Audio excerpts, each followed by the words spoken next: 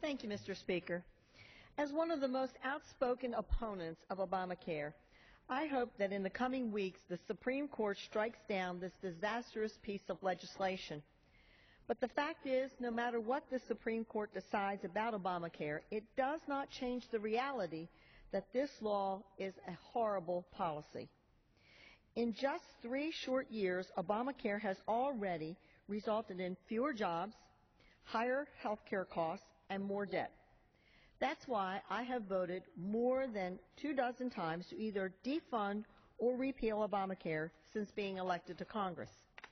For instance, last November, my legislation that closed a loophole in the health care law saved taxpayers $13 billion and was signed into law. Today, the House will vote on legislation to repeal 2 of Obamacare's most egregious job-killing taxes in this law. 1, the medical device manufacturing tax, and 2, the medicine cabinet tax. According to the Joint Tax Committee, the medical device tax increase will take away $29 billion from job creators over the next decade. These higher costs will be passed along to consumers like veterans with prostheses and seniors with pacemakers and hip replacements.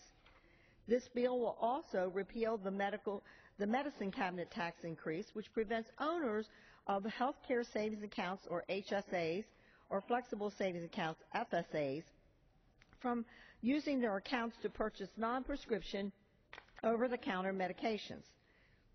Obamacare's limitation on purchasing over-the-counter medications will result in longer wait times for those who truly need the care and will also drive up health care costs.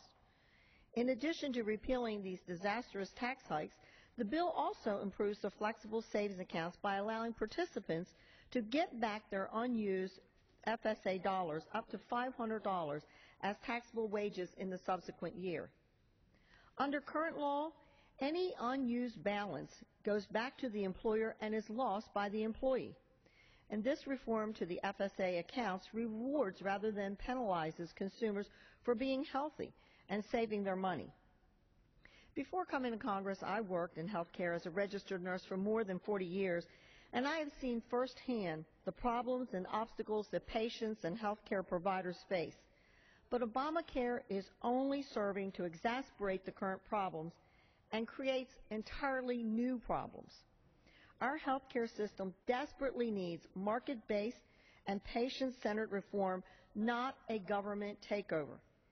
It is critical that the House continue to fight against Obamacare until either the Supreme Court overturns the law in its entirety or until we have willing partners in the Senate and in the White House. Thank you, Mr. Speaker, and I yield back the balance of my time.